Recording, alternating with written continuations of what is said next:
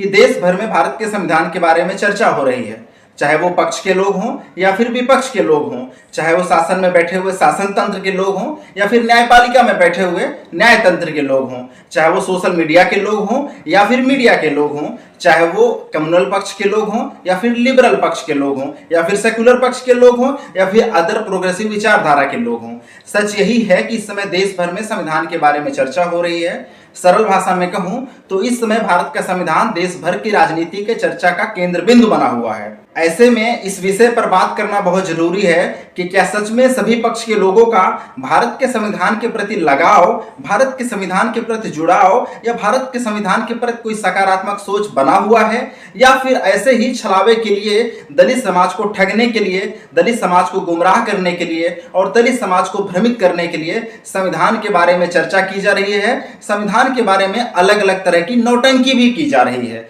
जैसा कि कल आप सभी लोगों ने संसद का नजारा तो देखा ही होगा। लोकसभा चुनाव जीत करके तमाम लोग जो सांसद बने हुए हैं वो अपने शपथ ग्रहण के दौरान कई सांसदों ने संविधान की कॉपी लेकर के शपथ ग्रहण के दौरान जय भीम के नारे लगाए, बाबा साहब अम्बेडकर के जयकारे लगाए। इतना ही नहीं, कुछ लोग दिखावे के रूप में जय भीम का नारा लगा करके, बाबा साहब अम्बेडकर का नारा लगाते हुए कुछ लोगों ने हिंदू राष्ट्र का नारा लगाया तो कुछ लोगों ने जय फिलिस्तीन का नारा लगाया। ऐसे दौर में इस विषय पर बात करना बहुत जरूरी है कि क्या सच में लोग बाबा साहब अम्बेडकर से प्रेम करते हैं या फिर बाबा साहब अम्बेडकर का नाम लेके अपना अपना सांप्रदायिक एजेंडा प्रूफ करना चाहते हैं, अपना अपना जातिवादी एजेंडा प्रूफ करना चाहते हैं। माननीय बहन जी ने कल के अपने प्रेस कॉन्फ्रेंस में इस बात को बहुत अच्छे से एक्सपोज किया। बहन जी ने बताया कि किस तरह से समाजवादी पार्टी के लोग, किस तरह से भाजपा के लोग, किस तरह से कांग्रेस के लोग या अलग अलग राज्यों में शासन कर रहे अन्य पार्टियों के लोग भारतीय जनता पार्टी की ही नीतियों पर चल करके, कांग्रेस की ही नीतियों पर चल करके संविधान दिखाने का ड्रामा कर रहे हैं। लेकिन सही मायने में वो दलितों का आरक्षण छीन रहे हैं, वो पिछड़ों का आरक्षण छीन रहे हैं, वो आदिवासियों का आरक्षण छीन रहे हैं। यानी कि दिखावा तो संविधान का कर रहे हैं, दिखावा तो बाबा साहब अम्बेडकर का कर रहे हैं, लेकिन अपने अपने राज्यों में वो दलितों का अधिकार छीन रहे हैं, भारत के संविधान को कमजोर कर रहे हैं, संविधान के साथ छेड़छाड़ कर रहे हैं। बहन जी ने अपने प्रेस कॉन्फ्रेंस में इस बात को भी बताया कि भारतीय जनता पार्टी, कांग्रेस, समाजवादी पार्टी, ये सारी पार्टियां आपस में मिली हुई हैं। ये इनका अंदरूनी मिलीभगत ही है और अंदरूनी मिलीभगत के चलते ये लोग भारत के संविधान को कमजोर करना चाहते हैं, भारत के संविधान के अनुच्छेदों को कमजोर करना चाहते हैं ताकि दलितों, पिछड़ों और आदिवासियों का हक छीना जा सके, उनके हकों के साथ खिलवाड़ किया जा सके। और बहन जी ने सिर्फ हवाई बातें नहीं की, बल्कि बाकायदा प्रूफ के साथ, बाकायदा एग्जाम्पल दे करके, उदाहरण दे करके, इतिहास के पन्नों को पलट करके इस बात का हवाला दिया कि किस तरह से भारतीय जनता पार्टी, किस तरह से कांग्रेस और समाजवादी पार्टी संविधान विरोधी हैं, दलितों की विरोधी हैं, पिछड़ों का विरोधी हैं और आदिवासियों का विरोधी हैं। बहन जी ने बताया कि किस तरह से जब मंडल कमीशन लागू हुआ था तो मंडल कमीशन लागू होने के बाद भारतीय जनता पार्टी, कांग्रेस, समाजवादी पार्टी, ये सारी पार्टियां असल में देखा जाए तो मंडल कमीशन का अंदरूनी रूप से विरोध कर रहे थे। जब ये पार्टियां अंदरूनी रूप से मंडल कमीशन का विरोध कर रही थी तब आप समझ सकते हैं कि इनके मन में दलितों, पिछड़ों के प्रति, आदिवासियों के प्रति कितनी सकारात्मक भावना रही होगी। अगर मंडल कमीशन की हम बात करें तो मंडल कमीशन का सबसे बड़ा फायदा अगर उत्तर प्रदेश में किसी को मिला है तो वो मुलायम सिंह यादव जी को मिला है। पर सच्चाई यही है कि मुलायम सिंह यादव उस समय वीपी सिंह सरकार का विरोध कर रहे थे जब माननीय बहन जी, जब बहुजन समाज पार्टी मंडल कमीशन लागू कराने के लिए सड़कों पर संघर्ष कर रही थी। बहन जी ने कांग्रेस के साथ समाजवादी पार्टी पर भी हमला किया और बहन जी ने कहा कि समाजवादी पार्टी पूरी तरह से दलितों की विरोधी पार्टी है। बहन जी ने कहा कि जब बहुजन समाज पार्टी संसद में SC/ST वर्गों के लिए प्रमोशन में आरक्षण का बिल लाई हुई थी तो उस समय समाजवादी पार्टी ने उस बिल का समर्थन करने के बजाय संविधान का मखौल उड़ाया और संविधान का मजाक उड़ाते हुए संसदीय गरिमा का हनन किया और भरी सभा में, भरी संसद में उस प्रमोशन में आरक्षण के बिल को फाड़ करके फेंक दिया। उसके बाद मुलायम सिंह यादव ने बाकायदा बयान दिया और मीडिया बाइट देते हुए उन्होंने कहा कि हम SC/ST प्रमोशन में आरक्षण का बिल का पुरजोर विरोध करते हैं और इसका पूरे उत्तर प्रदेश के विधानसभा में भी विरोध करेंगे और सड़कों पर भी विरोध किया जाएगा। दोस्तों, SC/ST वर्गों के आरक्षण का विरोध करने वाले मुलायम सिंह यादव अकेले नहीं थे, बल्कि उनके बेटे अखिलेश यादव बाकायदा बयान देते हैं और बयान देते हुए उन्होंने कहा कि हम SC/ST वर्गों के प्रमोशन में आरक्षण का पुरजोर विरोध करते हैं। आप खुद बताइए कि वो समाजवादी पार्टी जो SC/ST वर्गों के आरक्षण का विरोध करती है, उनके प्रमोशन में आरक्षण का विरोध करती है, भरी सभा में प्रमोशन में आरक्षण के बिल को फाड़ करके फेंक देती है, क्या वो संविधान की रक्षक हो सकती है? क्या वो संविधान के साथ मजाक नहीं करेगी अगर पावर में आ जाएगी? बकायदा संविधान की कॉपी लेकर के माननीय बहन जी ने प्रेस कॉन्फ्रेंस किया और प्रेस कॉन्फ्रेंस में बहन जी ने कहा कि संविधान की रक्षा असल मायने में बहुजन समाज पार्टी ही कर सकती है। बहुजन समाज पार्टी ही एक ऐसी पार्टी है जो संविधान को सही मायने में लागू करा सकती है,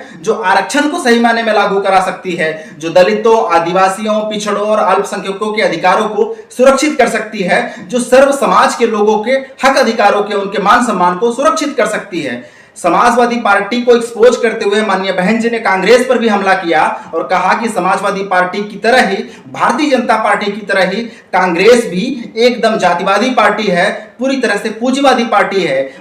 भाजपा, कांग्रेस, समाजवादी पार्टी यानी पक्ष और विपक्ष मिल करके ये सारी राजनीतिक पार्टियां अंदरूनी मिलीभगत के चलते भारतीय संविधान के साथ छेड़छाड़ कर रही हैं, भारतीय संविधान को कमजोर करने की कोशिश कर रही हैं। बहन जी ने यह भी कहा कि ये सारी राजनीतिक पार्टियां अंदरूनी मिलीभगत के चलते बाबा साहब की मंशा को कमजोर करना चाहती हैं, बाबा साहब की मंशा पर आधारित भारतीय संविधान के साथ छेड़छाड़ करना चाहती हैं। इसी वजह से वो भारत के संविधान में इतना संशोधन कर दिए हैं कि इस समय संविधान समता मूलक परक न होकर के, बहुजन हिताय बहुजन सुखाय के उद्देश्यों पर आधारित न होकर के, वेलफेयर स्टेट की संकल्पना पर आधारित न होकर के, बल्कि पूंजीवादी संविधान बनता जा रहा है और जातिवादी दृष्टिकोण पर आधारित संकुचित संविधान बनता चला जा रहा है। बहन जी का इशारा बहुत साफ था कि जिस तरह से सत्ता पक्ष में बैठे हुए लोग बार बार संविधान बदलने की बात करते रहते हैं और जिस तरह विपक्ष में बैठे हुए लोग बार बार संविधान को बचाने की बात करते रहते हैं, दरअसल ये अंदरूनी मिलीभगत का खेल है। ये दोनों लोग संविधान खत्म करने के नाम पे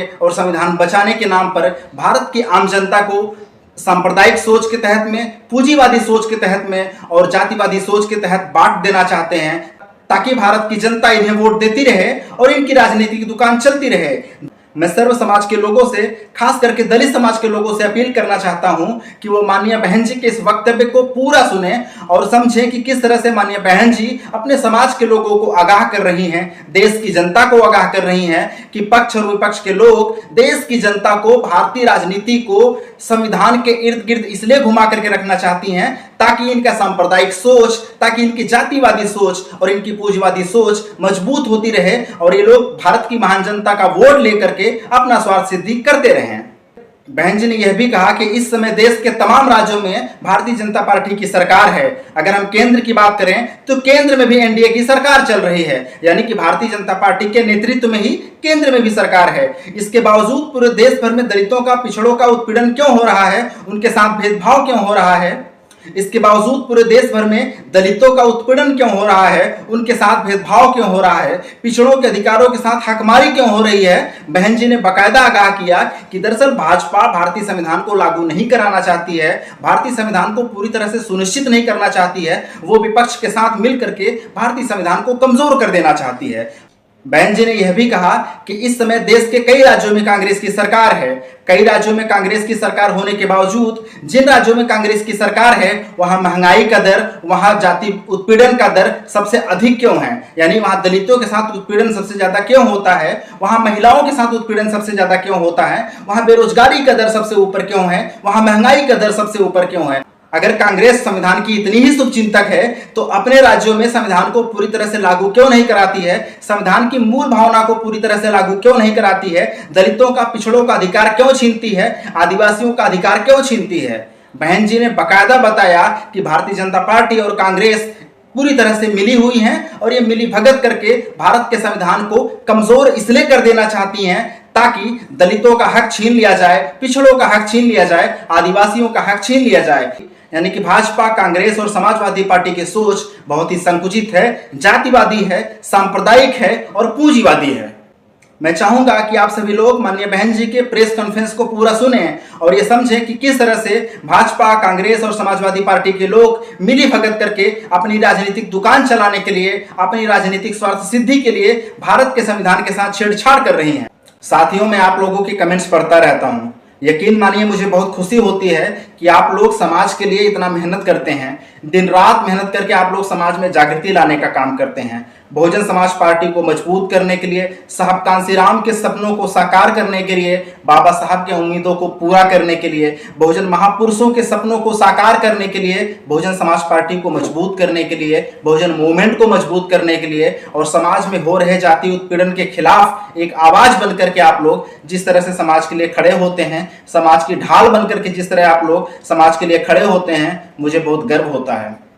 लेकिन दोस्तों, हमारी लड़ाई बहुत कठिन है। माननीय बहन जी बार बार हमें आगाह कर रही हैं कि किस तरह से सत्ता और विपक्ष के लोग हमारे साथ मिलकर के साजिश कर रहे हैं, बहुजन समाज के साथ साजिश कर रहे हैं, दलितों पिछड़ों के साथ साजिश कर रहे हैं, आदिवासियों के साथ साजिश कर रहे हैं। इसलिए हम सबकी नैतिक जिम्मेदारी है कि हम लोग दिन रात एक करके मेहनत करें, माननीय बहन जी के निर्देशों को, माननीय बहन जी के संदेशों को और माननीय बहन जी के सलाह को जनता तक पहुंचाएं। अपने लोगों में इस बात की जागृति पैदा करें कि ये सत्ता पक्ष के लोग, ये विपक्ष के लोग संविधान का हवाला दे करके, संविधान का फोटो दिखा करके, संविधान की प्रतियां दिखा करके, बाबा साहब अम्बेडकर का नाम लेकर के, जय भीम का नारा लगा करके आपको मूर्ख बना रहे हैं, आपको गुमराह कर रहे हैं, आपको भ्रमित कर रहे हैं, आपको भटकाने का काम कर रहे हैं। माननीय बहन जी ने लखनऊ की प्रेस कॉन्फ्रेंस में बहुत ही गंभीर बातें कही हैं, गंभीर बातें कही हैं कि किस तरह से भारतीय जनता पार्टी और कांग्रेस के लोग दलित समाज को मूर्ख बना रहे हैं, ओबीसी समाज को मूर्ख बना रहे हैं और आदिवासी समाज को मूर्ख बना रहे हैं।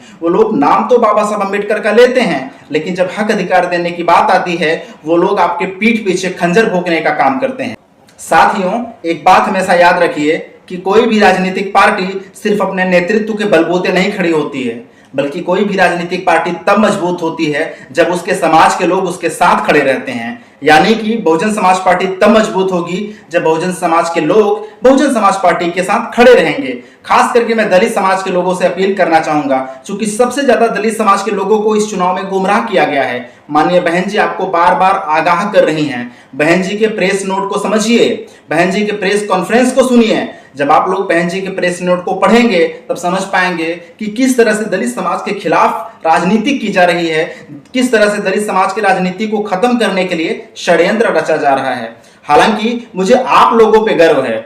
मुझे आप लोगों पे गर्व इसलिए है क्योंकि आप लोग दिन रात मेहनत करके सोशल मीडिया से लेकर ग्राउंड तक बसपा का प्रचार प्रसार करते हैं। बहुजन समाज के लोग बड़े भोले भाले होते हैं, खास करके दलित समाज के लोग इतना समता पसंद होते हैं कि कोई भी उन्हें जय भीम का नारा दे करके फंसा लेता है, अपनी जाल में फंसा लेता है, उनको गुमराह कर देता है और उनका वोट ले लेता है। ऐसे में ये हमारी और आपकी जिम्मेदारी है कि हम लोग अपने पार्टी का प्रचार प्रसार करें, क्योंकि पार्टी तभी खड़ी हो पाएगी जब आपका अडिग विश्वास अपने पार्टी के प्रति बना रहेगा। और मुझे पूरा विश्वास है कि आप लोग पार्टी को जरूर खड़ा करेंगे, क्योंकि पार्टी का नेतृत्व सही हाथों में है। क्योंकि बहन जी ने अपने जीवन में बहुत सारे उतार चढ़ाव देखे हैं। आज बहुजन समाज पार्टी की जो स्थिति है, बहन जी इससे पूरे दौर से भी गुजर चुकी हैं। बहन जी ने जब बहुजन समाज पार्टी को खड़ा किया था, साहब कांशीराम ने जब बहुजन समाज पार्टी को खड़ा किया था, उस समय बहुजन समाज के लोग प्रधानी का वोट देने नहीं जा पाया करते थे। खास करके दलित समाज के लोग जब प्रधानी का वोट देने जाया करते थे,